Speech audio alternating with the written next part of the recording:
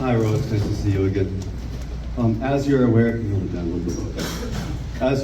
for the past 3 months in the Indian state of Manipur, there has been an ongoing massacre of Christians from the Kuki-Zomi tribal community. And I'm here wearing their tribal colors tonight, a gift which was given to me from Sonny, a man who I met yesterday at yesterday's rally in Fremont, which was held for Manipur. You weren't there. People in Manipur right now from this community, they're being gang raped, they're being gunned down, they're being burned alive, and they're even being beheaded. Mobs are parading Kuki-Zomi women stripped naked on camera, abusing them sexually on camera, later gang raping them. Well over 100 are dead, maybe 500 churches have been destroyed, as well as thousands of homes. 60,000 are displaced, and all of this is happening with documented state complicity. So today is the end of my 7th day on indefinite hunger strike. I have eaten 0 calories in a week. I'm on hunger strike to ask you to go on the floor of the House of Representatives to specifically speak against the ongoing anti-Christian massacre in Manipur. And with respect to the victims, as well as to make a genuine stand for human rights, which stands alone from all other political issues, all other foreign policy issues, this really has to be a standalone floor speech, uncluttered by other stuff, just about this issue of anti-Christian violence in Manipur. So my question is, why won't you speak against the violence in Manipur, especially how it's targeted at Christians?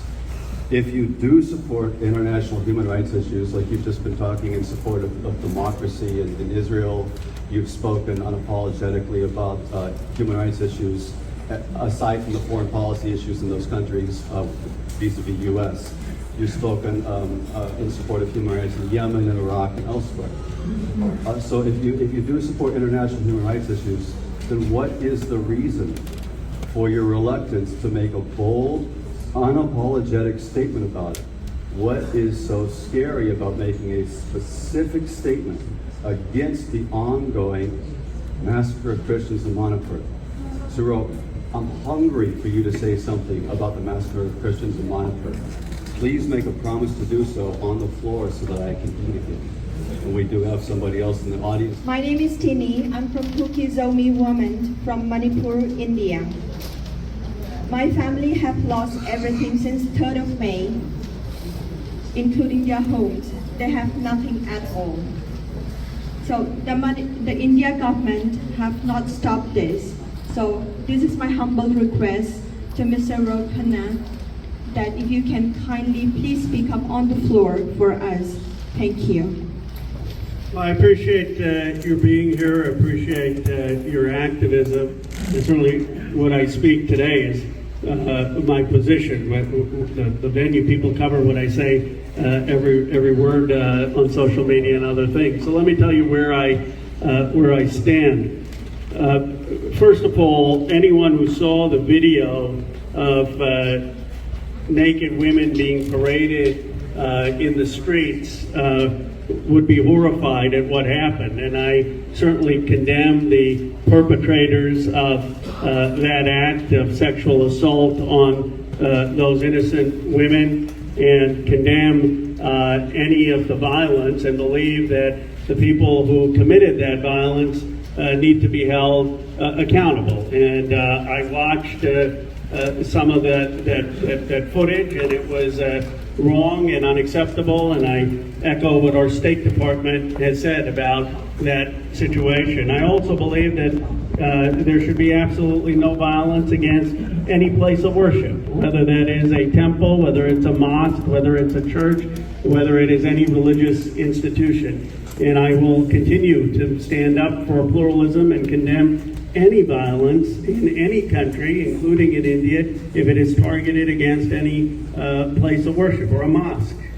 We cannot have violence against any religion. And I will be co-leading a delegation to India, bipartisan delegation, in coordination with the State Department, we'll be meeting to build on President Biden's relationship with India and strengthening that relationship, which is critical to American foreign policy interests in the subcontinent, critical to our defense relationships, critical to Ukraine, and making sure that India is supportive of our efforts in Ukraine. I'll be continuing to lead that delegation to strengthen the U.S.-India relationship, a bipartisan delegation, but I also will speak candidly about pluralism and human rights and the situation in Manipur as in coordination with the State Department and our ambassador, because it's very important when members of Congress are leading a delegation to be in coordination with the message that the President and our ambassador have. But let me be very, very clear. I certainly condemn the violence against those innocent women, believe people should be held accountable, and believe that any violence against religious institutions, it needs to be condemned and stopped.